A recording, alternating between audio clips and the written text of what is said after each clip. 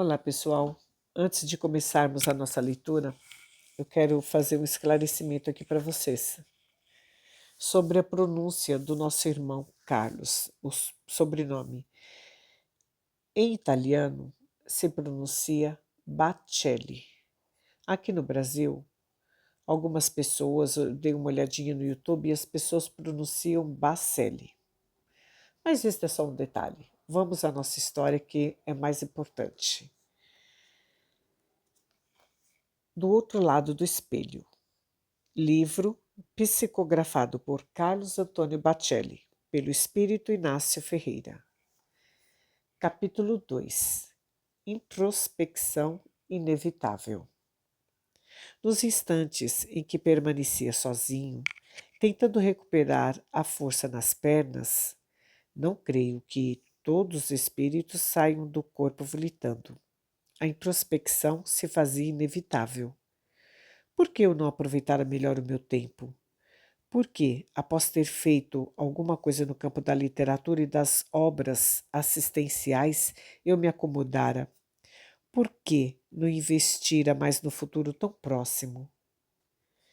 Rememorando cada trecho do caminho que percorrera, não conseguia impedir que, por vezes, algumas lágrimas me aflorassem aos olhos. Eu estava vivo. Isto, efetivamente, era tudo. Mas era um candidato ao recomeço. Vejam vocês, mal tendo concluído uma etapa do percurso, ao longo do percurso evolutivo, já começava a esboçar novos planos. Eu não alcançar as estrelas.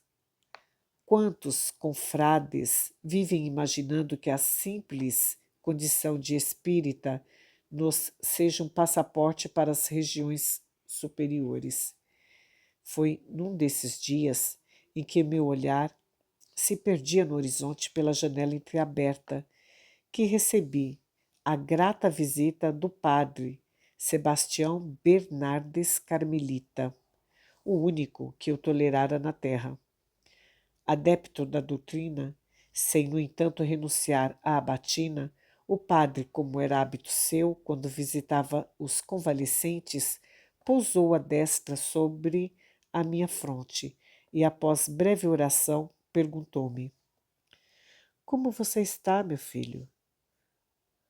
Um pouco melhor, padre, respondi, sem disfarçar o desalento. Não, Inácio, disse-me no diálogo que se seguiu entre nós. Está bem melhor que merecemos. Você precisa recuperar o bom humor. O trabalho nos espera. Quantos na retaguarda permanecem na expectativa de nossas mãos? Seria justo esperar que os anjos descessem da altura para socorrê-los?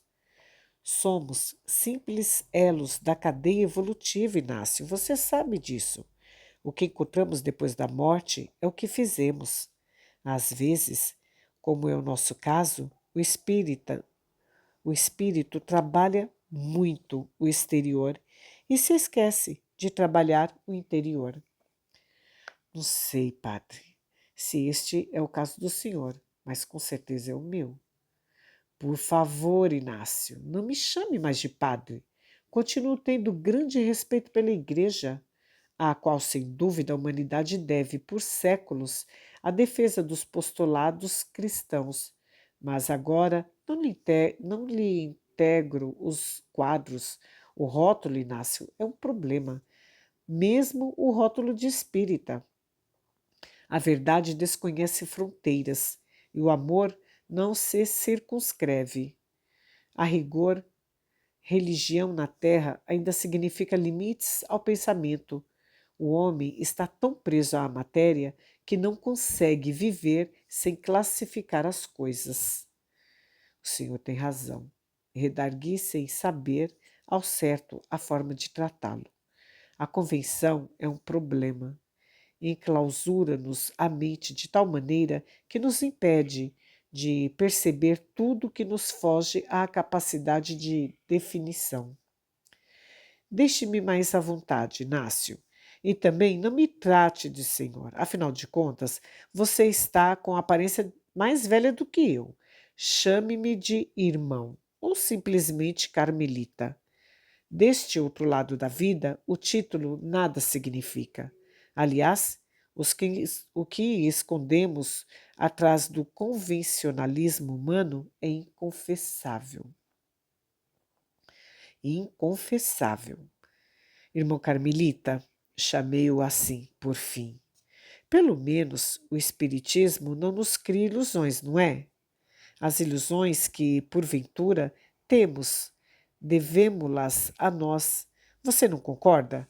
Sem dúvida. Aqueles que conseguem verdadeiramente assimilar o espírito da doutrina se libertam. Infelizmente, porém, a ignorância ainda graça nos meios espíritas. Existem muitos que se consideram espíritos missionários, médiuns investidos de elevado mandato na Terra. Admito que por vezes eu também pensava assim, que eu era melhor que aquele senhor que todos os domingos passava de frente à minha casa, de terço na mão rumo à igreja de Santa Teresinha, ou que o sangue espírita que me corria nas veias me conferia mais pureza ao corpo do que o sangue protestante ao corpo de um adepto de Lutero. Insanidade, Inácio, insanidade. Perturbação, obsessão, insanidade, e que pode perdurar além da morte e acompanhar o espírito em sua volta ao corpo por séculos. Não querendo talvez que eu me desgastasse, o irmão Carmelita, antes de se retirar, concluiu. Voltaremos a tocar neste assunto depois, Inácio. Vamos com calma. Não nos esqueçamos de que conosco somente há 2000 anos.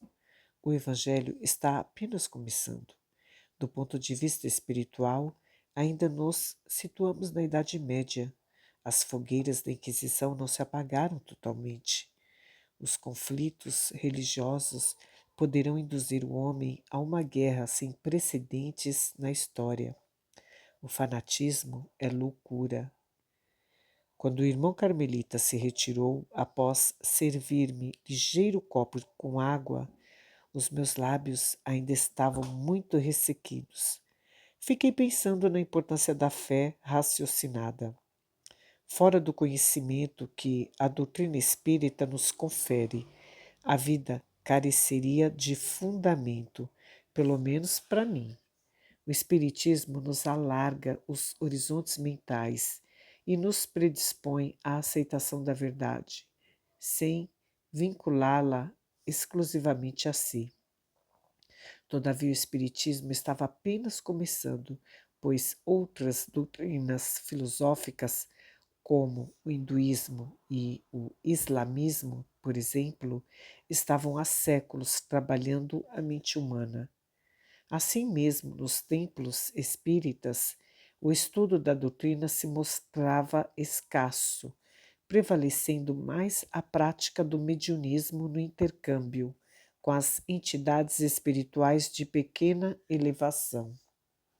Imerso nestas reflexões, adormeci. Adormeci e sonhei que, em Paris, na França, eu era um dos aristocratas que se divertiam com o chamado fenômeno das mesas girantes, sempre de cigarro preso aos lábios, em baforadas constantes, e ricos anéis nas mãos, as quais espalmava sobre a mesa circular, acompanhava, atônito, a linguagem das pancadas que enumeravam letra a letra o alfabeto. Nem se comentava ainda de Allan Kardec, o gênio que, sob a inspiração do mundo superior, codificaria e apresentaria o Espiritismo ao mundo, dando-lhes foros de ciência. Curioso que, quando o Livro dos Espíritos foi lançado, em 1857, os salões parisienses se esvaziaram. As entidades espirituais como que se retiraram após concluída a tarefa de que vieram participar. No entanto, o fruto de sua presença passou a ser ridicularizado pelos opositores da nova revelação. O mundo moral que se nos descortinou, desde os inusitados fenômenos de Hydesville, definitivamente não nos interessavam. Na França, o professor Rivaille, que adotara o pseudônimo celta de Allan Kardec, era tido por muitos como um misântropo, um homem excessivamente solitário e introvertido, ao qual muitos, inclusive eu, não deram crédito. Contudo, a maneira que se propagara o cristianismo, emergindo das catacumbas, o espiritismo, superando as próprias expectativas do seu codificador, fazia adeptos em toda parte, mormente nas camadas sociais menos favorecidas.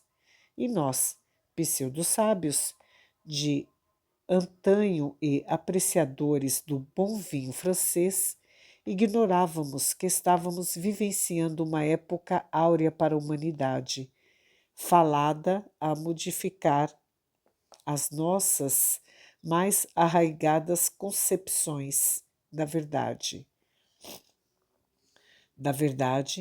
que sempre nós, os mortais, consideramos definitivamente em nossos parcos conhecimentos.